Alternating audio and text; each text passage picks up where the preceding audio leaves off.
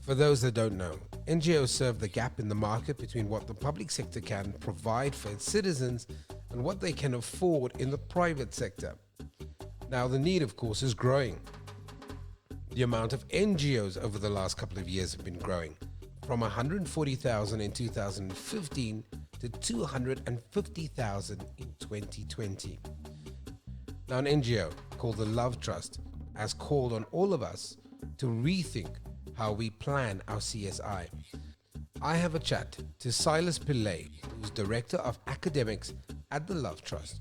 You're listening to our social newscast with me, Sam Marshall, brought to you by www.social-tv.co.za. Talk to us about the Love Trust and the work that it's been doing.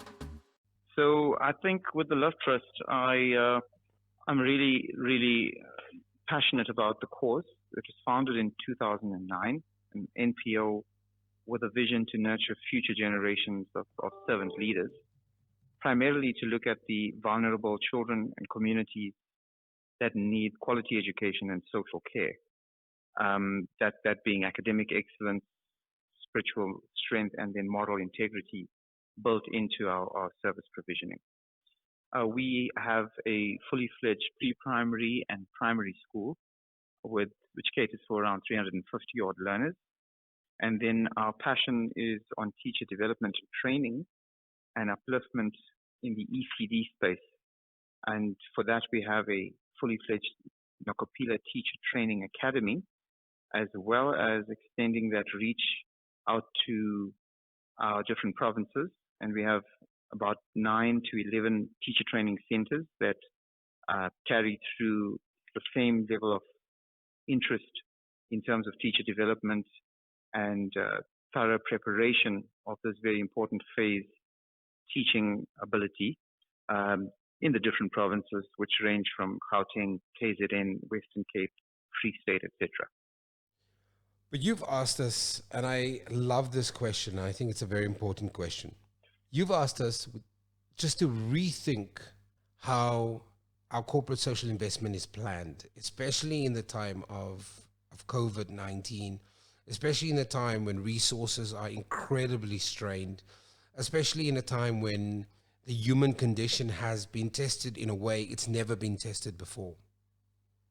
Absolutely. I think, Sam, the vital role that is provided by NPOs like the Love Trust that provides free, affordable services to the vulnerable in our society serves that gap and really reaches the areas that the companies and in terms of corporate social investment being targeting into the phases of need.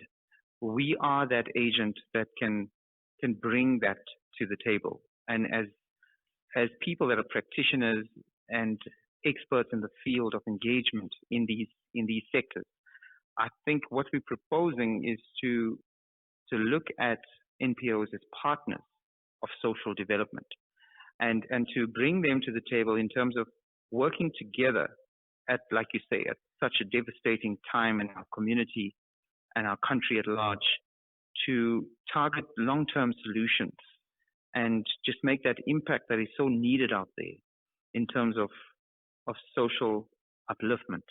And of course, just looking at empowering teachers at this very, very dire critical phase of development for learners. And it is a collaboration that we believe is a winning strategy. So I think that's the proposal when we talk of rethinking how CSI is planned. While we really value the sponsorship, and we won't be able to reach what public sector cannot without the NPO side, we are saying let's work together in mapping out that strategy more effectively and look at innovation in a time that is, calling on us to do such. You're a leader in this space, and obviously you're speaking to other leaders. You are engaging with both private and public sector institutions. Has everybody calmed down now? I know initially when the COVID hit, everybody was scrambling and a lot of that money was driven towards PPEs, maintaining the integrity and some of the structure of some of the programs that were in place before. But we also know that there was a lot of bureaucracy and red tape around getting things done. COVID comes, and all of a sudden, some of the very traditional rules of, oh, we have to do it this way and we have to do it that way is tossed out of the window because there's a need on the ground and people need to react immediately. It's now Correct. 5, 6 months in. Is everybody calmed down? Are the leaders talking? Are they having the right conversations? Are you having the right conversations at the moment?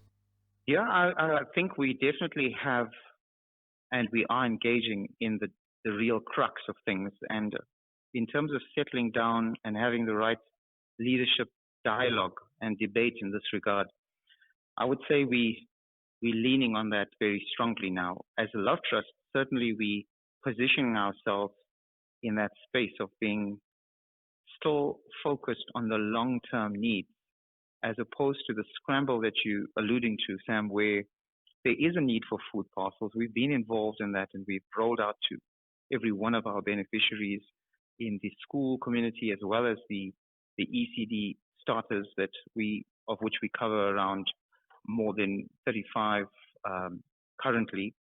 But the keeping sustainability in terms of the provisioning of teach training and childcare in terms of all the developmental areas is the crux of the conversation. We cannot abandon the medium and long-term strategy of changing social inequity and bringing about poverty alleviation on a large, longer-term scale, while we get caught up, like you said, in this frenzy of just meeting immediate needs.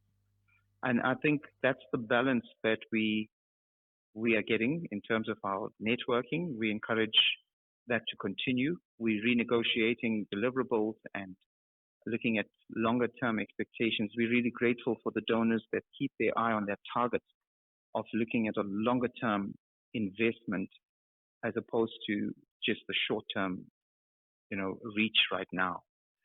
So I think we're on the right track there. Have you seen that shift in focus? You've now mentioned that twice, that there seems to be, is there a fear from yourself, your organization, that the short-term need and the short-term focus is so overwhelming the daily narrative that people are getting sucked into it? Have you seen it? And that's why you're calling for cool heads to prevail? Yeah, I think, look, that's the crux of the article written by one of our ECD managers as well, is I think NGOs on the larger scale, and we're blessed to have that stability of donors with the same heart and vision. But if we look at the bigger scale of NPOs like ourselves, I think they're under tremendous strain, and in terms of sustainability and the precariousness of thousands having to close their doors. We just see that devastating impact and effect that it could have on the communities in question and on the economy as a whole. And we want to flag that. And we're really grateful, Sam, for the opportunity from Social TV and yourself, taking in this much needed cause out there to champion it. We've definitely seen the challenge, and the fact that there's a lot of rechanneling, or there was, into short term and medium term, and we see the need. But for those donors that have their eye on the longer term, which is so much more needed. I mean, we cannot deal with the fruits of the challenge without really going down to root level. And that's what the Love Trust and organizations like ourselves are doing. So quite right. We have seen the shift, but I think we cannot echo this enough. That sentiment needs to get out there, and we need to enlarge the scope and reach. I'm not saying we abandon the short term, but I'm saying we've got to have that balance of keeping our view on longer term sustainability in education, particularly in this foundation critical area of ECD.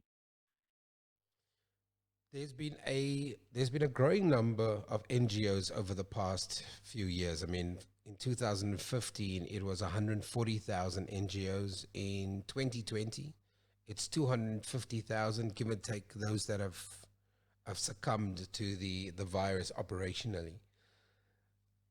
But also we also know that CSI spend, I think last year was just under 11 billion rand. That's according to the Trilog handbook. How do we, I mean, at 250,000 NGOs, obviously that pot is getting considerably bigger. I mean, there are more and more NGOs joining the fray, seeing a need and wanting to address that need.